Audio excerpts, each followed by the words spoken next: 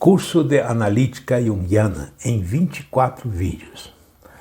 Os 24 vídeos são gratuitos, estão no YouTube. Nós publicamos sempre aos sábados. Nós hoje estamos no módulo 7. Vamos falar de complexos, arquétipos e símbolos e códigos. É a democratização da analítica junguiana. Os vídeos são grátis, mas os que contribuírem com R$40 pelo Pix e-mail anpc2018@gmail.com e enviar o comprovante pelo zap 6198-340-6632, no final você vai receber o certificado de analista junguiano e a carteira com o número de registro, e seu nome estará aparecendo no site da ANPC. Se você já é psicanalista ou tem algum tipo de curso superior, você vai receber o certificado de pós-graduação livre. Ao enviar o comprovante por esse e-mail, por esse zap, nós enviamos para você a apostila do módulo em curso, ou seja, no caso aqui agora, o módulo 7. Qualquer assessoria, qualquer dúvida, você pode perguntar por áudio ou por escrito pelo zap que nós estaremos respondendo. Se você estiver chegando hoje e está já no módulo 7, naturalmente, não precisa se preocupar em pagar os 7 ao mesmo tempo. Você pode pagar 1, 2 e nós vamos enviando, matriculamos você, enviamos por cada pagamento que você faz, enviamos a apostila. O importante é que ao completar os 24 você receberá o certificado.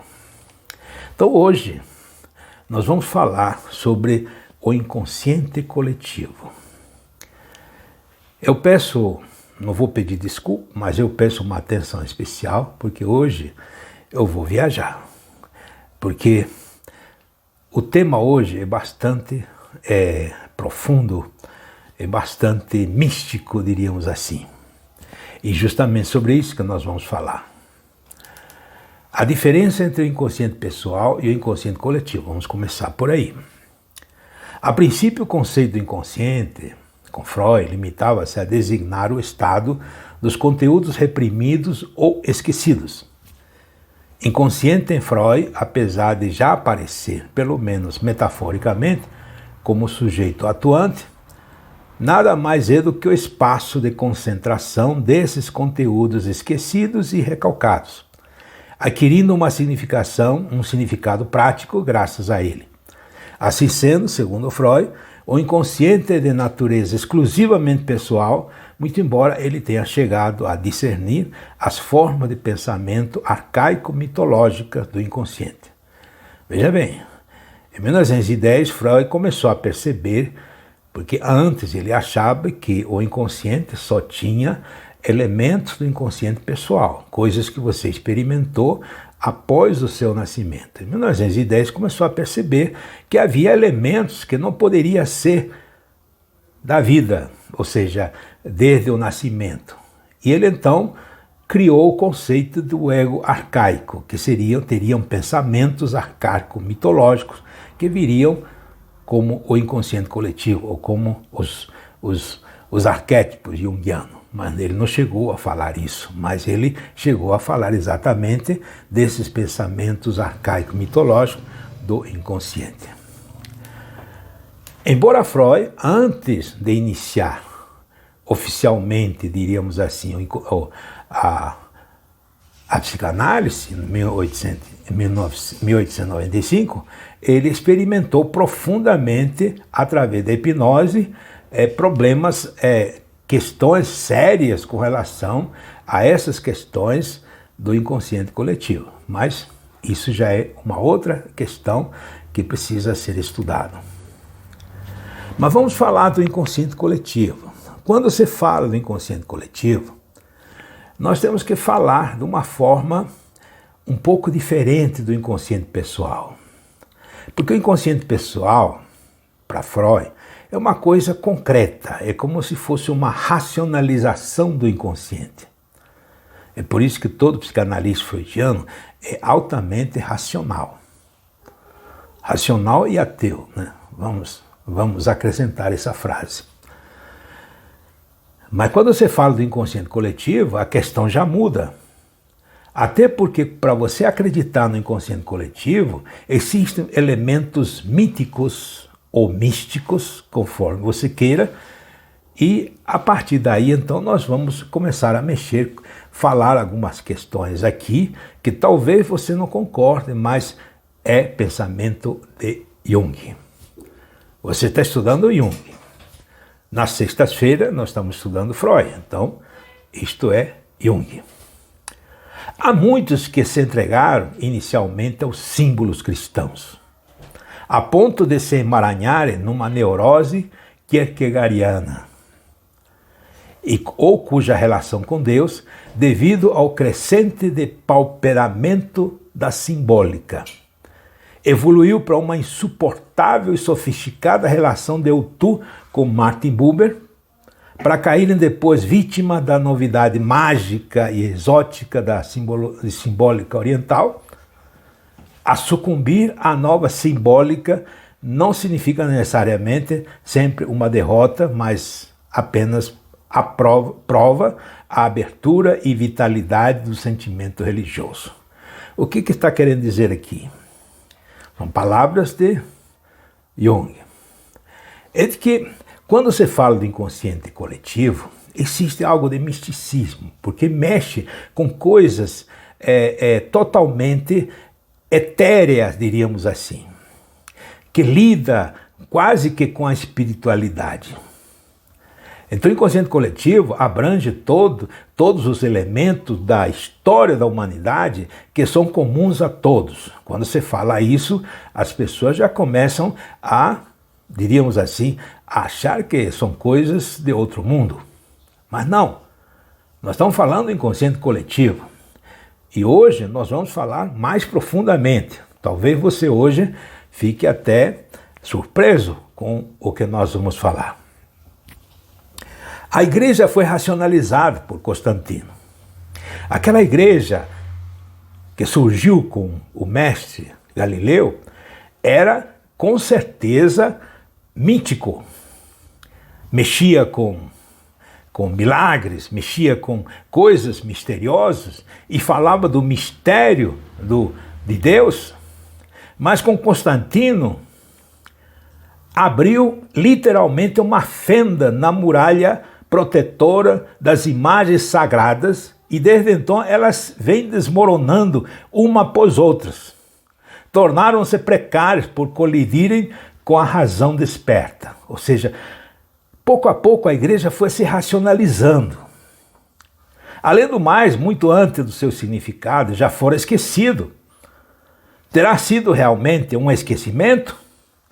Ou no fundo o homem jamais soube o que significavam e só recentemente a humanidade protestante percebeu que não temos a menor ideia do que quer dizer o nascimento virginal, a divindade de Cristo ou a complexidade da Trindade, porque são coisas misteriosas, não são coisas racionais.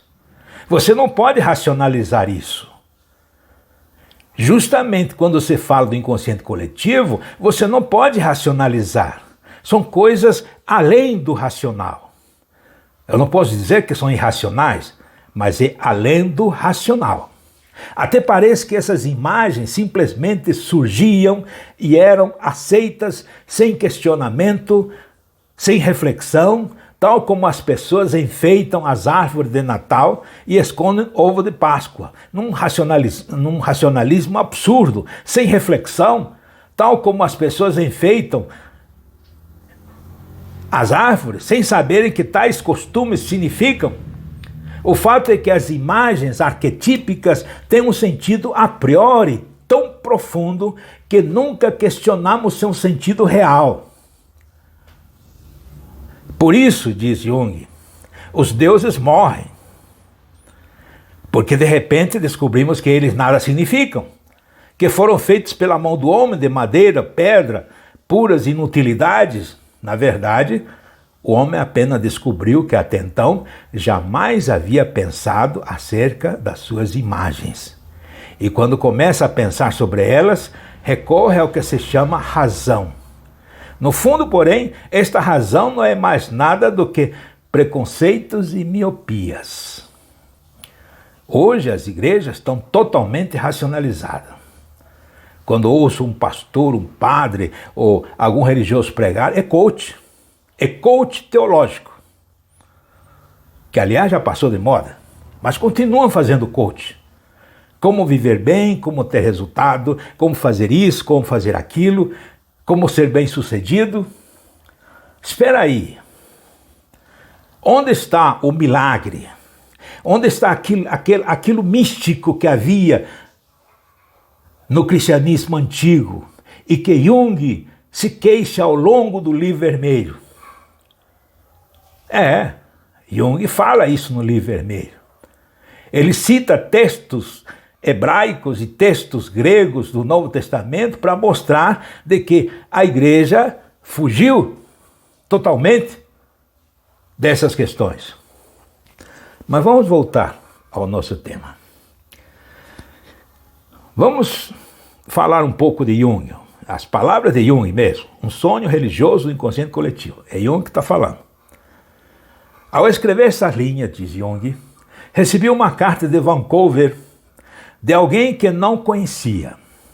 O remetente, intrigado com seus sonhos, que giravam sempre em torno do tema da água, escreve: quase todas as vezes que sonho é com água. Ou estou tomando banho, ou o armário da água está transbordando, ou o cano estourando, a minha casa desceu até a beira da água, ou vejo um conhecido prestes a afundar na água, ou estou tentando sair da água, ou estou tomando banho e a banheira está prestes a transbordar, etc, etc, etc. A questão é a água. Então Jung vai fazer a sua interpretação junguiana. E aqui não tem nada irracional. Nós vamos entrar no místico, no mítico. Primeira parte. A água é o símbolo mais comum do inconsciente.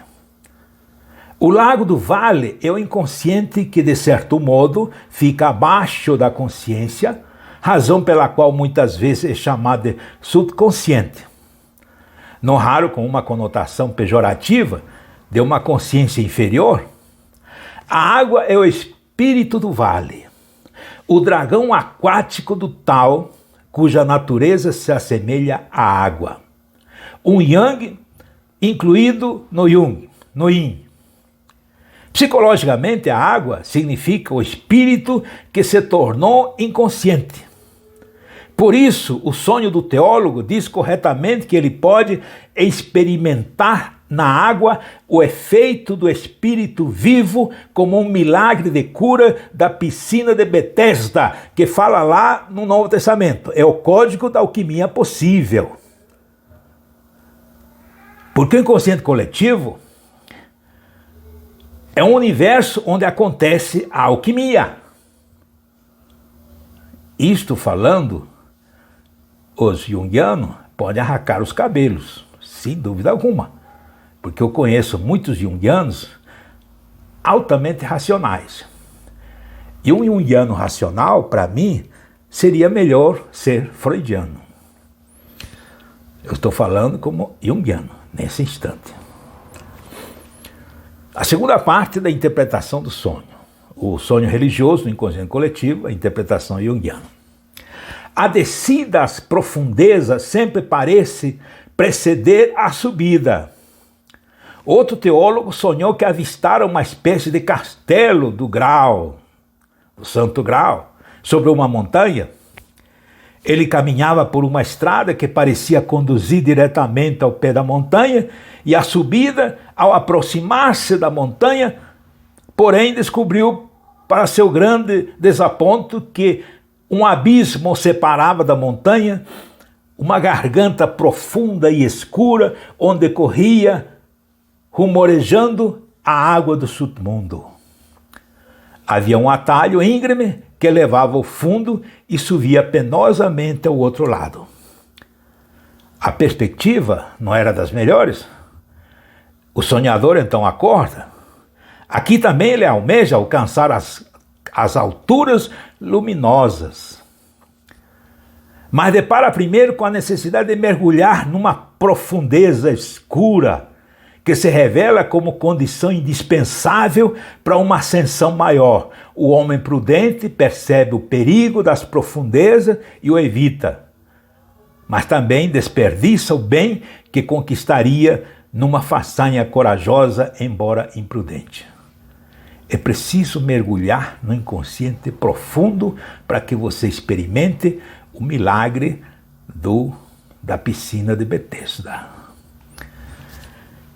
O símbolo do inconsciente. A água, eu já disse, é o símbolo mais corrente do inconsciente. O lago do vale é o inconsciente, que de certo modo está dentro da consciência, pelo qual é também designado com frequência como subconsciente. Já falamos isso.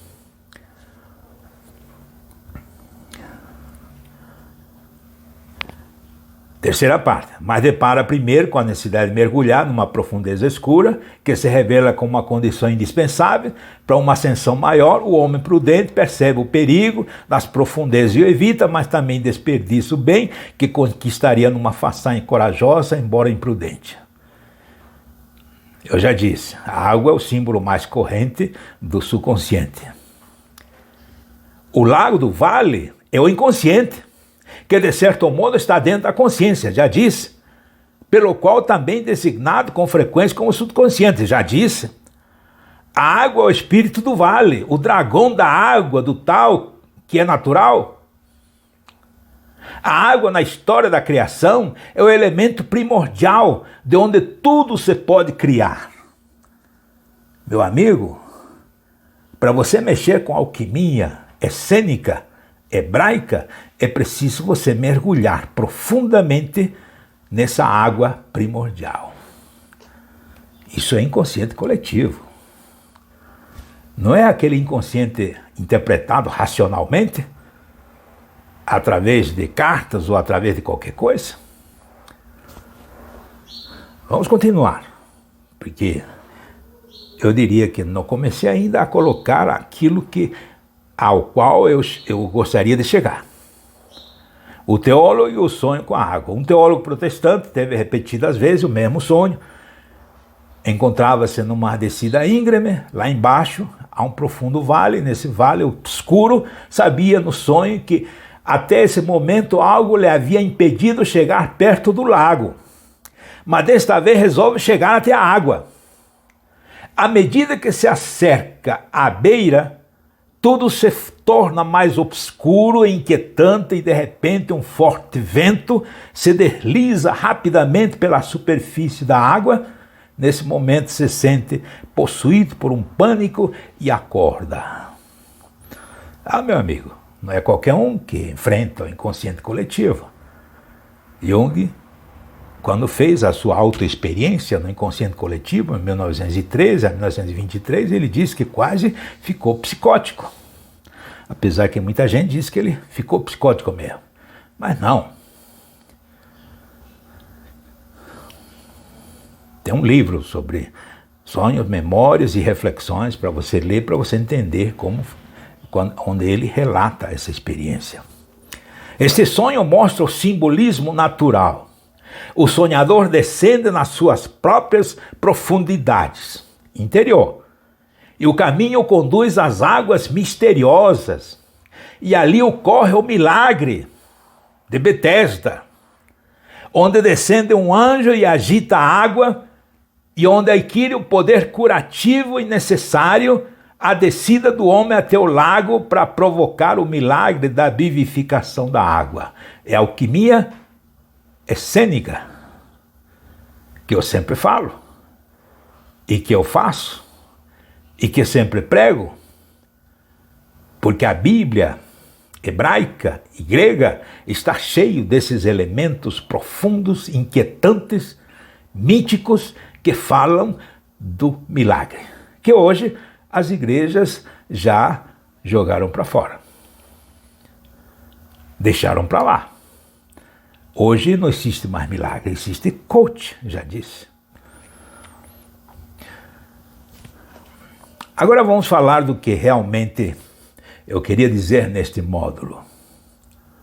Os outros eram apenas uma colocação para que você pudesse ficar uma certa reserva. O inconsciente coletivo e seus elementos. É provado a objetividade do inconsciente. O inconsciente coletivo, ele é objetivo.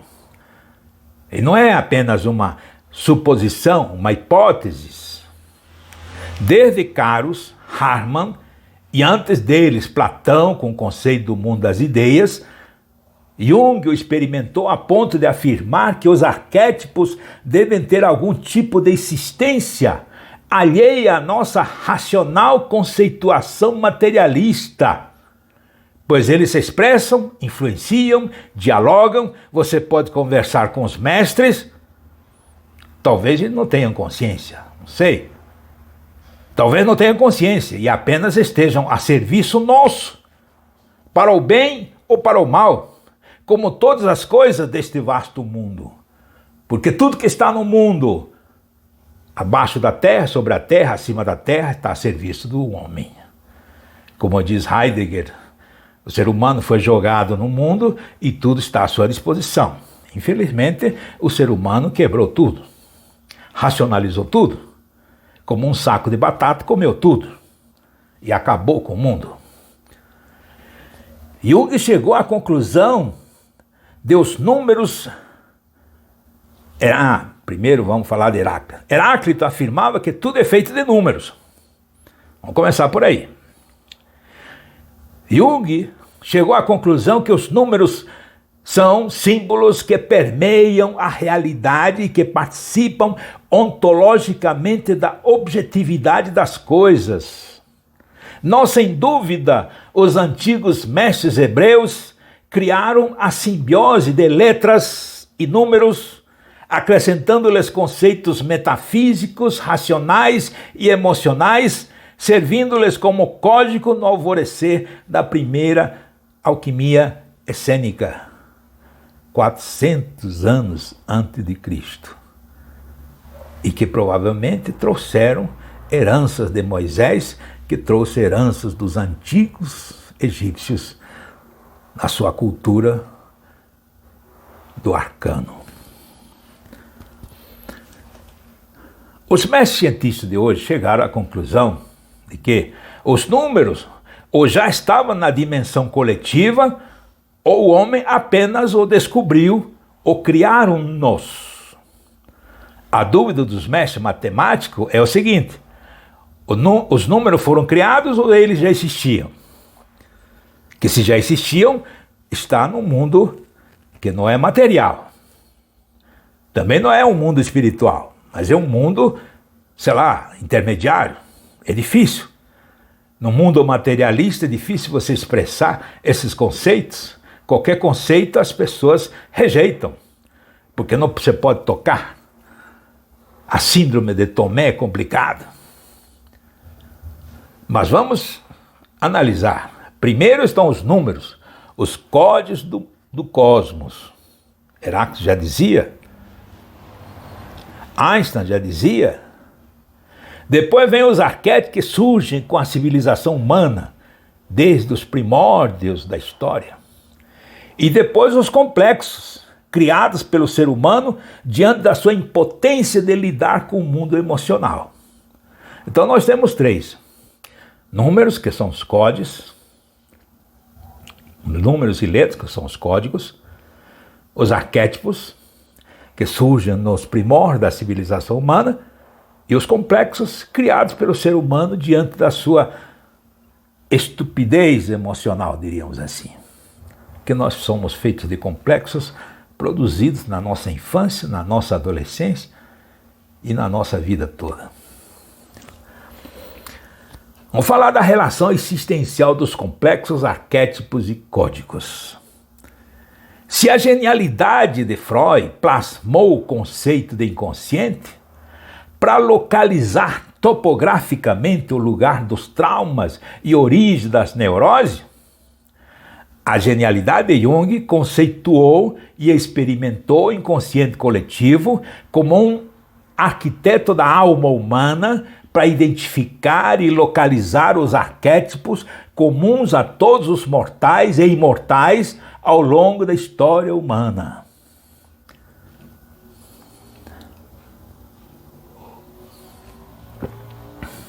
Jung, ainda, ao ter contato com a alquimia chinesa, naquele livro A Flor Dourada, percebeu a existência dos códigos formados por números, letras e símbolos, que compõem a realidade mutante de Heráclito, a realidade transmutável dos alquimistas de Hermes, e a possibilidade de criação dos essênios que aprenderam dos seus ancestrais egípcios através de Moshe, herdeiro da ciência que se perde na escuridão da história. Bonito, né? Vamos falar da visão existencial. Agora, eu quero a sua atenção específica, porque isso é muito importante. Nós vamos juntar tudo. Códigos, arquétipos, símbolos, consciente, inconsciente e tudo. A visão existencial do ser humano diante dos complexos arquétipos e códigos. Para entender a visão junguiana, do seu vasto conhecimento e descoberta, incluindo a Red Book, o livro vermelho, posso apresentar o seguinte quadro. Esse quadro é meu, desenhei, colocando exatamente conforme eu entendi. O ser humano no centro, com a sua consciência, está aqui. O seu inconsciente pessoal, onde tem os complexos, onde tem uma linha que os conceitos mexem com ele. Aqui para baixo tem os arquétipos da história humana, que de certa forma eles são acessados pelo ser humano e possuem às vezes o ser humano. Já falamos que os complexos sempre têm uma ligação com os arquétipos. Todo complexo normalmente lida-se ou lida com um arquétipo. E ainda tem os códigos separados, que não tem nada a ver com os arquétipos. Os símbolos, os códigos, que têm força pessoal, diríamos assim, força interna. Os códigos e símbolos têm energia própria. Os arquétipos não. Arquétipo ele tem uma certa energia, mas você que vai, ao acessar, você vai injetar nele a sua própria energia e ele vem com a sua forma para que possa agir. Mas os códigos, como as letras hebraicas, que são 22, e os números, que são 10, de 1 a 0, de 1 a 9, 0, são códigos. E uma coisa interessante nesse desenho, o ser humano, ele é um ser humano que tem que caminhar para o futuro. Ele não pode ficar quieto. Por isso ele tem 2 pernas. Ele não pode ficar quieto. Ele tem que caminhar. E ao caminhar ele vai para o seu opus magnus. Ele tem que fazer alguma coisa, como diz Heidegger. Se ele não fizer nada, vai ser o nada. Ele existe e à medida que ele faz o seu opus magnus, ele existe. Se ele não fizer o seu opus magnus, ele não existe e ele se torna nada. Daí vem o livro O Ser e o Nada de Heidegger. E é interessante que esses arquétipos estão ligados direto com o ser humano. Mas esses arquétipos não estão ligados com o futuro. O que está ligado com o futuro são os códigos. Veja bem, os códigos estão ligados com o futuro, que você pode acessar esses códigos para usar, para manipular o futuro e para fazer com que você possa caminhar para o futuro. Esses arquétipos, os arquétipos negativos e os complexos, normalmente eles puxam você para trás, para o passado. Os complexos positivos e os arquétipos positivos e os códigos empurram você para o futuro. Veja bem, isso aqui nós estamos falando do esquema complexo, que depois nós vamos analisando mais para frente. A estrutura da mente. A estrutura da mente é inconsciente, inconsciente pessoal, inconsciente coletivo. Os elementos do inconsciente são complexos, arquétipos, códigos e símbolos. Estão aqui, já falamos, códigos, arquétipos e os complexos. São os que formam parte e que mexem com a mente humana e que, de certa forma, faz com que o ser humano seja ou não seja. Agora vamos falar da dinâmica desse inconsciente. Aqui nós vamos demorar mais um pouco, porque são 10. E cada um, diríamos assim, levaríamos 10 minutos, ou seja, o vídeo seria muito longo. E nós não podemos ultrapassar de 30 minutos. Diante disso que já expliquei aqui, os elementos que você já conhece, eu posso dizer: 1. O ser humano é um ser que caminha para o futuro. Primeiro, o ser humano é um ser que caminha para o futuro. É por isso que hoje mais pessoas a gente percebe que não têm visão de futuro, porque não caminham, estão estagnados. Se não caminham, estão estagnados, que é o que para Jung seria pior do que a neurose, a estagnação. A mesma coisa que uma economia, a estagflação. 2. O ser humano caminha para o futuro para fazer a sua missão, o seu opus magnus. Opus, obra, e magnus é a sua grande obra. Todos nós, meu amigo, temos uma grande obra para fazer. Aí você vai me dizer: mas eu não tenho obra nenhuma para fazer. Tem sim. É você que desistiu, como diz Heidegger. Ou você aceita a sua miséria e fica do onde você saiu e continua ficando dentro da prisão em que você nasceu, ou você se revolta e faz qualquer coisa que seja contrária ao que de onde você saiu, ou você caminha libertariamente, livremente, corajosamente para fazer a sua missão. Os essênios tinham uma figura muito interessante, que, aliás, Heidegger, de certa forma, menciona. Quando o Unum, no conceito de Heidegger chama Deus de Unum. Nós vamos chamar de Deus. Quando Deus mandou você para o mundo, você veio com uma malinha. Nessa malinha vinha os seus talentos, a sua força e a sua missão. Só que a maioria das pessoas nunca abriram a sua malinha. Nunca abriram a sua caixa de Pandora, por medo dos problemas que podem surgir dessa caixa. 3. O ser humano vive no mundo dos complexos positivos e negativos. Nós ainda vamos explicitar melhor o que são os complexos positivos e negativos. Você vai ficar impressionado quando você souber o que são complexos positivos. Porque quando você fala complexo, as pessoas acham que são complexos negativos. Não, mas tem complexo positivo. E o mundo vive nesse mundo. O ser humano vive nesse mundo. É feito de complexos. 4. O ser humano está mergulhado no mundo dos arquétipos positivos e negativos. Os arquétipos também têm positivo e tem negativo.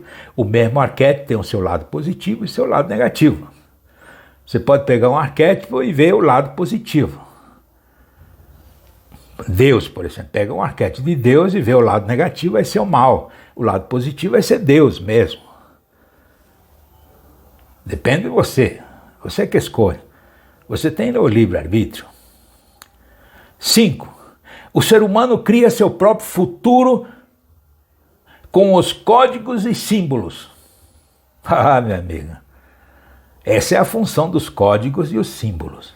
É para você criar, é para você transmutar, é para você mudar, é para você superar, que nós vamos ainda explicar como funciona isso. É por isso que o curso de Jung não é tão fácil. E quando eu me dispus a lançar esse curso de Jung, eu prometi a mim mesmo que eu falaria de tudo.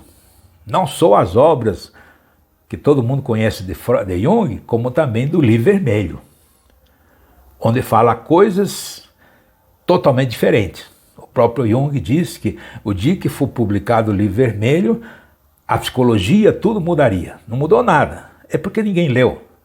E quem leu não entendeu. Não soube entender. Mas esse já é outro problema. 6.